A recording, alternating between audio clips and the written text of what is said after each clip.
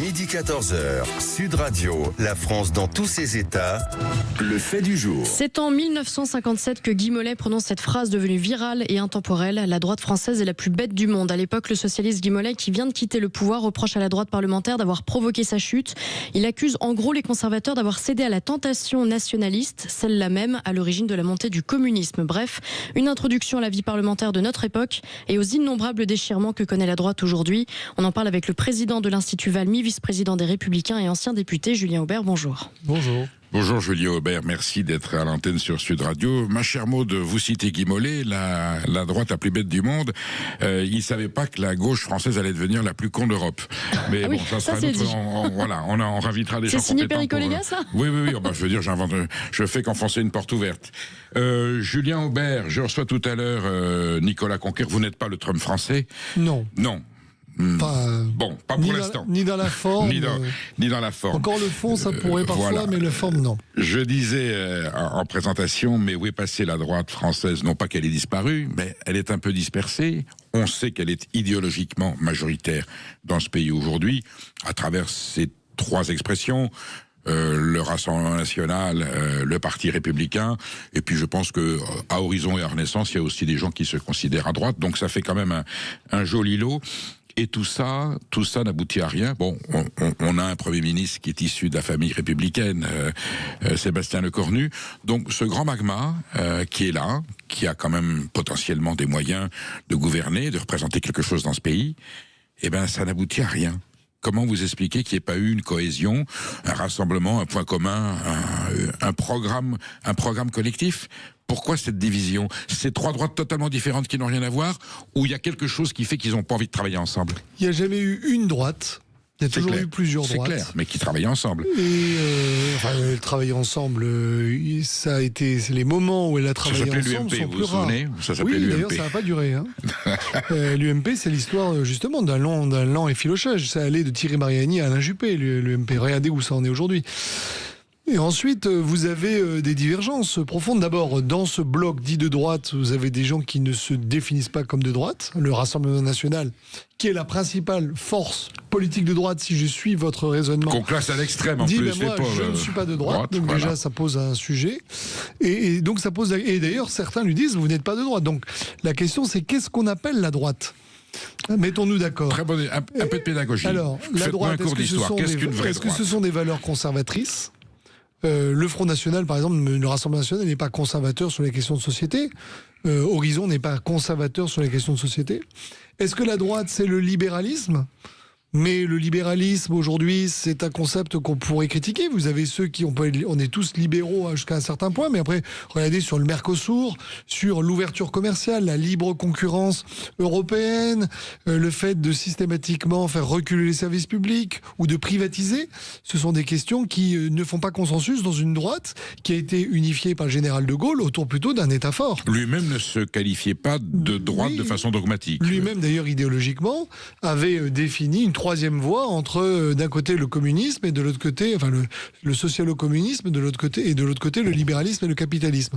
Donc je dirais ces deux questions font qu'en réalité vous avez en fonction des deux réponses que vous donnez à ces questions, eh bien des attitudes différentes qui vous placent dans des cases différentes. Et puis après vous avez une question de personnalité et le fait que vous n'ayez pas un chef qui est capable de sublimer, de transcender, de dépasser ces fractures. De tous les présidents de la République, général de Gaulle, Georges Pompidou, Valéry Giscard d'Estaing, Nicolas Sarkozy, Jacques Chirac, lequel, à vos yeux, incarne le plus une droite authentique, cohérente et sérieuse? Pour moi, c'est le général de Gaulle en concurrence avec Georges Pompidou. Ah, vous le mettez à droite quand même, il serait pas content. Le général de Gaulle ? Oui. Oui. Parce qu'il n'était pas que ça. Il disait pas qu'il n'était pas de droite, mais voilà. Il n'était pas un homme de gauche, en tout cas. En fait, en France, il existe une gauche, ça c'est sûr. Tout ce qui n'est pas la gauche est généralement classé à droite, et on devrait mettre un S parce qu'il y a différentes manières d'être en désaccord avec la gauche, avec le projet collectivisant de la gauche. Voilà, et pour moi, le général de Gaulle n'était pas de gauche, et donc effectivement, c'est un homme de droite qui a su justement reformer une nouvelle droite, une droite à la fois conscience de l'État, et c'est important parce que la France, c'est un pays qui a été créé par un État en réalité. Et puis deuxièmement, parce qu'il a ouvert, je dirais, c'est ça qui m'intéresse, moi, dans le gaullisme, au plan économique, avec la participation, avec le fait de mieux partager les dividendes, c'est très moderne. Quand on voit aujourd'hui le problème du partage des richesses, oui. Alors qu'il y a une droite un peu conne, disons-le, très attachée, très patronale, très rentière. Moi, c'est pas la droite que j'aime le plus. Je crois, si vous voulez, qu'une société ne peut fonctionner que en partageant la richesse. Et l'un des problèmes aujourd'hui de la mondialisation, c'est qu'elle a polarisé la création de richesse. Est-ce que vous êtes pour que un homme politique s'assume de droite? Quelquefois, Nicolas Sarkozy a dit, voilà, on est à droite, on l'assume de façon totale et plénière. Valéry Giscard d'Estaing flirtait un peu avec le centre, un peu avec la gauche. Chirac, on dit, il était ratsoc de mentalité. Il a gouverné à droite, c'était schizophrénique, de même que Mitterrand était d'extrême droite, il a gouverné à gauche, tout ça était malsain. Jean-Marie Le Pen a dit, je suis économiquement de droite, socialement de gauche, patriotiquement de France, tout ça c'est des formules. Est-ce que ces leaders de la droite ont raté leur virage à droite? C'est quoi aujourd'hui pour vous, Julien Aubert? Vous êtes vice-président du Parti des Républicains, donc vous nous indiquez quand même que c'est plutôt de ce côté-là que vous voyez une droite. Moi, vous êtes quand même un patriote et un républicain, il n'y a aucun problème. Vous défendez les valeurs fondamentales. De quelle droite aujourd'hui la France a besoin pour sortir ce pays du merdier dans lequel il est plongé? Dites-moi, vous m'invitez dans une émission où j'ai 3 minutes pour régler un problème. Mais vous complexe. reviendrez, oui, il en reste 6. Hein. Je crois, si vous voulez, d'abord, il y a des clivages. La question entre la droite et la gauche, c'est toujours un grand clivage qui s'impose. Et aujourd'hui, on en a deux. On a le clivage économique. Qu'est-ce qu'on fait par rapport à la mondialisation? Et la question qui est posée, c'est comment est-ce qu'on sauve notre modèle social, la sécurité sociale, la solidarité, tout en n'appauvrissant pas le pays, parce que les forces productives, elles n'en peuvent plus de l'impôt. Bien sûr. Comment on réinvente le modèle social? Les socialistes vous disent, pas de problème, on va traire les vaches. Les néolibéraux vous disent, pas de problème, on va tuer la vache. Moi, j'ai envie de conserver la vache vivante, et j'ai envie de conserver le modèle social. Vous êtes Gaullien, là-dessus vous êtes Gaullien. Et la deuxième question, c'est, quelle identité dans un monde ouvert? Comment est-ce qu'on règle ce problème de dilution de l'identité? Il y a le problème de l'immigration, mais regardez aussi les identités individuelles, oui. Les transitions de genre, chacun est à la recherche d'une singularité qui le définit et qui le coupe du reste. Personne ne réfléchit aux identités collectives. Le communautarisme est un fléau, et ce n'est pas une valeur de la droite française, on sait bien. La nation est pour moi une valeur positive, mais on doit répondre à ces deux questions. Voilà. Comment on sauve le modèle social? Et donc ça suppose pour la droite, je dirais, de garder sa croyance dans l'initiative individuelle, mais d'y mettre de la solidarité, et donc d'être innovant dans un monde ouvert. Et donc ça suppose de savoir quelle porte on ferme. Et puis sur l'identité, c'est la même chose. Ça sert à rien d'être recroquevillé sur une identité qui remonterait à Charles Martel. J'ai vu dernièrement un syndicat, la Cocarde, qui honteusement pointait les listes de l'UNI en disant, regardez, sous-entendu, regardez, il y a des femmes avec des noms d'origine étrangère, mais on devrait être content qu'il y ait des femmes d'origine, qui aient des noms d'origine étrangère qui épousent les valeurs de droite. Ça montre que la citoyenneté fonctionne. Oui. C'est ça la France.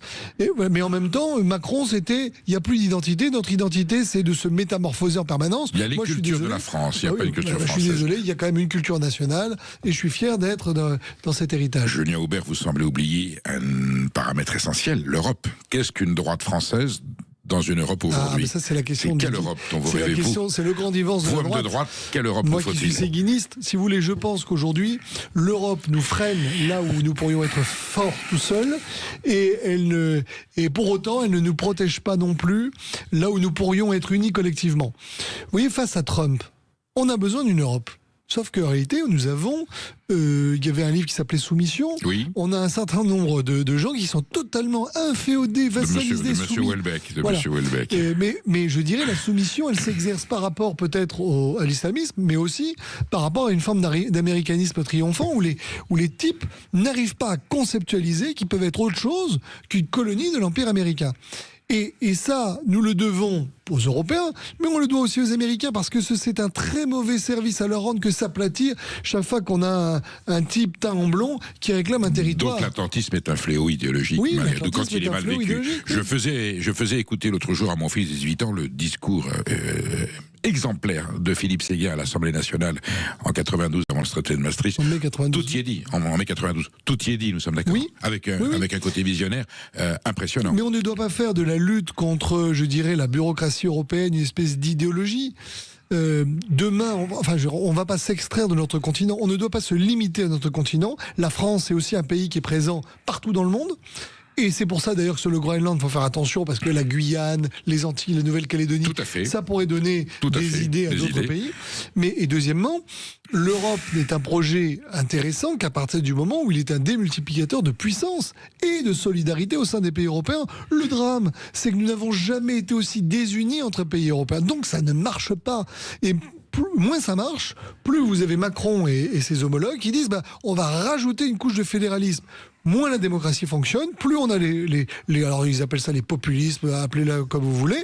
Les Français et tous les peuples européens ne sont pas contents. La marmite va finir par péter. Julien Aubert, on va mettre les pieds dans le plat. Vous êtes vice-président du Parti républicain.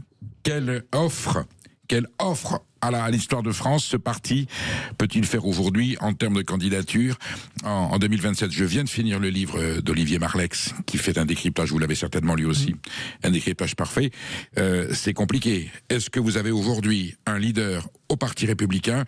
Il y en a plusieurs, Bruno Retailleau, Laurent Wauquiez, on le sait, peut-être d'autres. Est-ce que vous avez l'homme qui aujourd'hui pourra porter les valeurs de la droite de façon à la rassembler? Nicolas Sarkozy, depuis sa prison, a suggéré qu'il fallait faire, l'union des droites. Est-ce que c'est une option viable? Et est-ce que vous pensez qu'il y a dans votre personnel politique quelqu'un qui a les épaules assez larges pour porter ce formidable projet? Je pense que Bruno Retailleau, aujourd'hui, en tant que président des Républicains, parce que c'est un conservateur, parce que c'est quelqu'un qui comprend l'identité française, parce qu'il a une vision de l'économie qui est une vision libérale, mais qui n'est pas néolibérale, parce qu'il a été en partie, il a bien voté au traité européen, je pense qu'il est capable de comprendre les attentes d'un pays fatigué de 10 ans d'une nomenclatura venue des villes, totalement déconnecté du reste du pays. On l'a vu sur le 80 km/h ou les gilets jaunes, et qui est en attente de pondération, mais aussi de radicalité. Après, Bruno ne remplit peut-être pas toutes les cases, mais il en remplit un certain nombre, à condition aussi qu'au sein de mon parti, on ne vérifie pas la fameuse maxime de Guy Mollet et qu'on comprenne que si on fait les cons, pardonnez-moi l'expression, eh bien la LR disparaîtra. Très bien, alors il y a des gens qui vont s'en féliciter. Quand vous aurez M. Hollande face à M. Bardella, écoutez bien ce que je vous dis, et que M. Hollande gagnera 52-48, eh bien les gens auront pendant 5 ans des mouchoirs pour se sécher les yeux. Voilà, parce que c'est ça qui nous pend au nez. Vaste programme, comme dirait le général de Gaulle. Julien Aubert, merci d'avoir été là. Je ne doute pas que vous reviendrez pour continuer ce décryptage important sur l'avenir de la droite française. À très bientôt. Faut-il supprimer l'ADEME? C'est le sujet du prochain entretien. Restez bien avec nous. Les perles dans un instant et vos réactions en direct sur Sud Radio 0826 300 300. À tout de suite sur Sud Radio.